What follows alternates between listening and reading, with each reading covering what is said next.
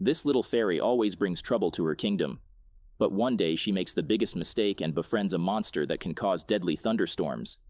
This is Pixie Hollow, a kingdom where thousands of pixie fairies live under the rule of a humble queen. One night, a glowing star passed over the kingdom. It seems to be falling from heaven and streaking through the sky. The fairies get scared after seeing the comet, because their ancient legends warn them of a green-tail star. They all take shelter, but there's someone who was waiting for this event for a really long time. The next morning, all the fairies get back to their normal life. Each one of them has special skills and gets assigned with relevant jobs. Together they maintain the peace in the kingdom, but one of them often brings trouble. This is Fawn, the animal fairy. Her special power is to communicate with animals, and she loves helping them. But sometimes her love gets out of hand, and she puts the whole kingdom at risk. She has been acting suspicious for the past few days, so it's sure that she has done something wrong again. Fawn's closest friend is a fairy named Tinker Bell. She visits her to deliver the extra-large wagon Fawn asked for. Tinker Bell wonders where it will be used, so Fawn agrees to tell her the secret. She is keeping a hawk in her house. Tinker Bell's jaw drops on seeing it. Hawks are the sworn enemy of fairies and love eating them. Fawn tells Tinker Bell to calm down and understand the situation. This is just a baby hawk whose wing was injured, so Fawn brought it to help it recover. Now it is all good, so Fawn has decided to take it to the forest. Tinker Bell reminds her of the fairy scouts that are guarding the kingdom all the time, but Fawn has planned everything. She asked for the wagon so the hawk can be hidden inside it under the berries. Both fairies carry the heavy wagon out of the house, but get stopped by their friends. They start questioning about the berries, but Fawn lies confidently. The fairies believe her, but they offer to help by lifting the berries with pixie dust. As they do that, the hawk gets uncovered and starts making weird noises. The other hawks in the forest hear the noises and rush towards the kingdom. Everyone starts running away to hide while the scout fairies take their positions to fight the hawks. They are guided by their leader Nyx, who is a passionate fighter. She lays down several traps to catch the hawks and sends them away from the fairies. Meanwhile, Fawn is looking for the baby hawk who suddenly disappeared. Nyx catches the baby hawk and asks Fawn to stay away from it. The queen arrives at the scene too, and asks what happened. Nyx informs her about the safety of all the fairies, but she is worried for the future if Fawn keeps making the same mistake. Once she brought snakes, then rats, and even deadly blood-sucking bats. Fawn accepts her mistake and apologizes for crossing her limits. The queen politely advises Fawn to use her head as well. Listening to your heart is admirable, but it's not always the best thing to do. Sometimes you have to think carefully before taking a step. Fawn agrees and promises to be more careful in the future. The next morning, she gets busy with her job of teaching animals basic tasks. Suddenly, she hears a weird growling sound coming out of a cave. Fawn tries to convince herself to use her head and stay away from trouble, but she can't control herself. She promises to be more responsible from tomorrow, but right now she must know what's inside the cave.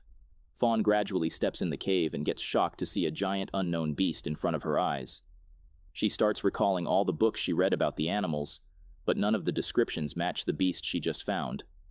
Fawn suddenly notices that the poor beast is crying in pain because of a thorn stuck in his foot. Fawn tries to pull it out, but the beast catches her. She tries to play dead, but the beast howls so loudly that Fawn gets flown out of the cave. The roars were so loud that the scouts in the kingdom heard them too. Nyx immediately starts investigating them, but doesn't get any other witnesses as everyone was busy working. Fawn gets a chance to run away, but she can't leave the beast in pain. She hides away and waits for the beast to step out of the cave. She observes him from afar and gets amazed by his size and skills. His thick forelimbs are ideal for digging, and massive jaws help in lifting giant stones. The beast ignores her and starts joining the stones to build something. Fawn notices that he needs stones, so she ties up one and hangs it down the tree. When the beast raises her feet to get the stone, Fawn takes this chance to pull out the thorn. The beast screams and gets angry. Fawn tries to run away, but her leg is stuck under a stone. The beast proceeds towards her, but instead of harming her, he kicks away the stone. Fawn realizes that the beast is not as dangerous as he seems. He is just out there to fulfill a task. He keeps collecting stones and uses his saliva to join them and form a tower. As an animal fairy, Fawn considers it her responsibility to study every new animal in the forest. Therefore, she rushes back home to bring some necessary stuff. She collects studying material like her notebooks and some research tools. Suddenly, Nyx visits her and asks where she has been all day. Fawn starts making excuses, but Nyx directly asks about the roaring sound. Fawn acts innocent and asks more details of the roar and how it sounded. She even starts copying the sounds of different animals and asks Nyx which one is familiar. Nyx gets frustrated and asks Fawn to stop the nonsense. However, if Fawn ever gets any details about the roars, she must inform the scouts because it can be an upcoming danger for the Pixie Hollow. Fawn agrees to help, but as soon as Nyx leaves, the naughty animal fairy goes back to the forest. She observes every detail of the beast, his footsteps, his fur, and even his style of walking. But the most difficult thing is getting his affection. Fawn even dresses up like him, but the beast keeps ignoring her. She builds her tiny bed multiple times to stay near the beast, but he steps on it mercilessly. As the evening sets in, Fawn's wings start glowing in the dark because of the pixie dust. The beast is mesmerized by it, and gets closer to the fairy to observe the twinkling pixie dust. Fawn gets really happy to finally interact with the beast. She even starts helping the beast in moving the stones, and he doesn't seem to mind. He also stops destroying her bed, and she spends the night in the forest. The next morning, the beast wakes up Fawn and shows her the tower he has finally completed. He asks her to ride him so they can move to the next location. On the way, Fawn asks the beast about the purpose of the towers. All animals build something, but their structures are used for living, hibernation, or for storing food. But none of that can be done in the towers the beast is building. The beast doesn't reply, but Fawn is willing to stand beside him. She even gives him a name. Now he will be called Gruff. Fawn decides to make his work more interesting and lifts the stones with pixie dust. Gruff kicks the stones in place and seems to enjoy this new method of building towers. They keep playing for hours, but Gruff gets overexcited and accidentally throws a few stones far away. They fall in the sunflower meadow and destroy it. The fairies working in the meadow call the scouts for investigation.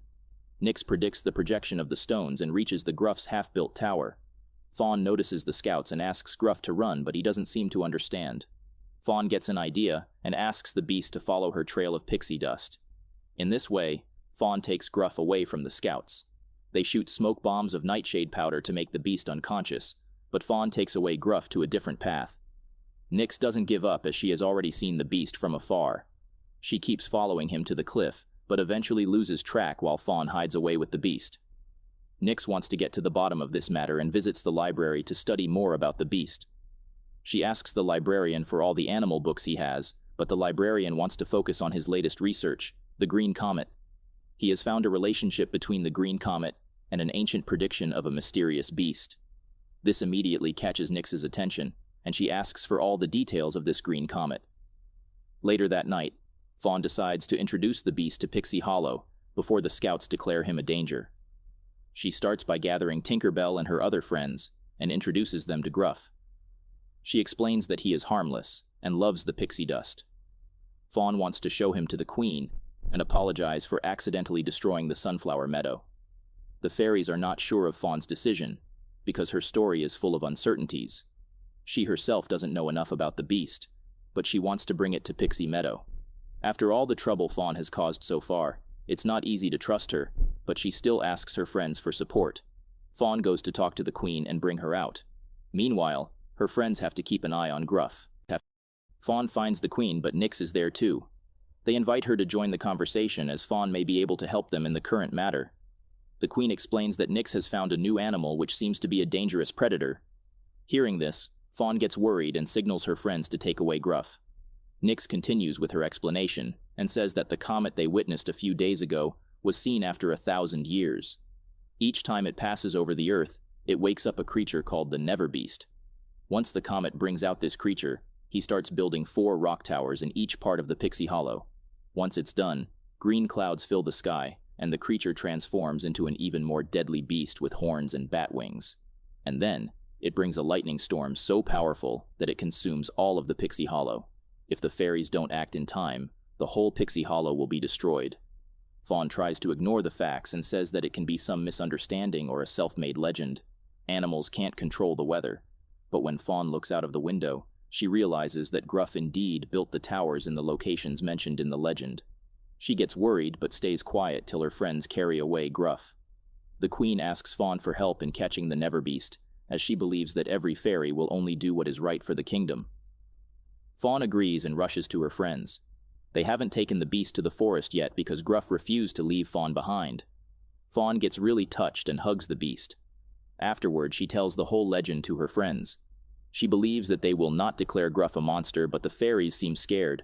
They make random excuses and run away. Tinkerbell advises Fawn to be careful, and whether Gruff is a monster or not, he needs to find a new place to live. Fawn agrees and takes away Gruff. They spend the night together looking at the beautiful sky full of stars. Fawn also tells Gruff that she knows he is not a monster. Other fairies may call him that because they can't see what Fawn can see. Fawn doesn't realize when she falls asleep, but the next morning starts like a nightmare. Gruff is nowhere to be found, and green clouds are spreading over the sky. The fairy scouts prepare their weapons and grab a giant trap to catch the Never Beast. Tinkerbell notices them and rushes to inform Fawn. She asks if Gruff is hidden in a safe place or not, but Fawn reveals that she lost him.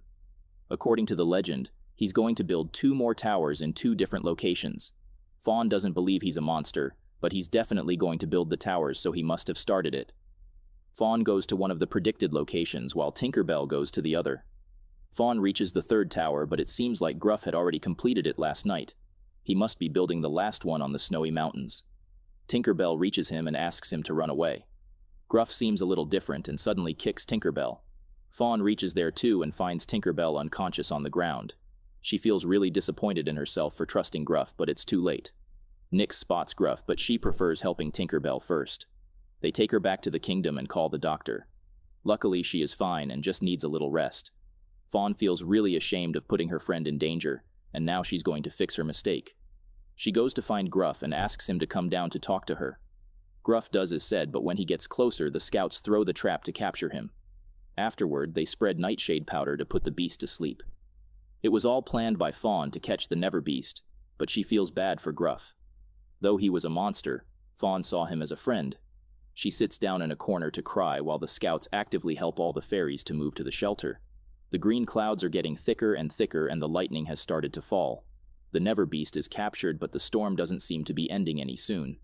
Nyx still believes it will work and asks the other scouts to keep fulfilling their duty.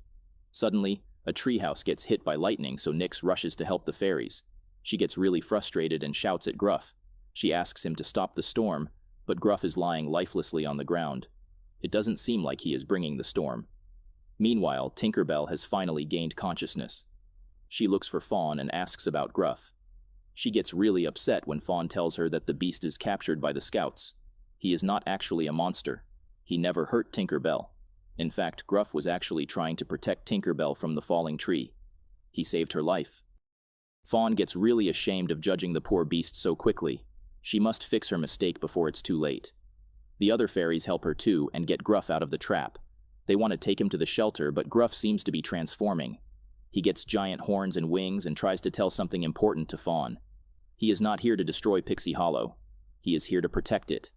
He built the towers to draw in the lightning so he can collect it and save Pixie Hollow. Gruff wants to get to the towers right now, but the nightshade powder has blurred his vision. Luckily, he can still see the glow of pixie dust. Fawn asks him to follow the glow and takes him to the towers. One by one, he collects the lightning from all the 3 towers, and now only one is left. Before he can reach it, someone knocks down the tower. It's Nyx. She thought that the towers were creating the storm. After a while, the storm gets back and wilder than before. Gruff tries to gather stones to build more towers, but they don't have that much time. Gruff looks at the sky, and Fawn immediately understands what he means. Fawn guides her towards the sky, and he starts collecting all the lightning directly from the storm. Finally, the disaster is over. Gruff and Fawn come back to the ground, but Fawn is not opening her eyes. The doctor checks her pulse and announces her death. The fairies start crying at the loss, but Gruff feels the most grief. He sits down near Fawn's body and moans in pain. The leftover charges in his fur reaches Fawn's body, and the little shock brings her back to life. From the next day, the fairies start rebuilding their homes, but now they have Gruff to help.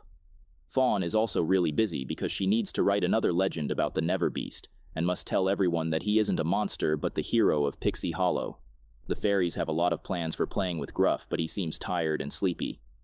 Fawn feels his heartbeat slowing down and understands the situation. His mission is completed, and it's time for him to go to sleep for another 1,000 years so he can wake up again to stop another storm. The fairies will not be able to see him again. They want to give him a good farewell and light up his way to the cave. They even prepare a soft bed for him with a nightlight so Gruff can have a peaceful sleep. Fawn's eyes are filled with tears as she will not meet her dear friend again. But she knows that Gruff will come back when Pixie Hollow will need him again.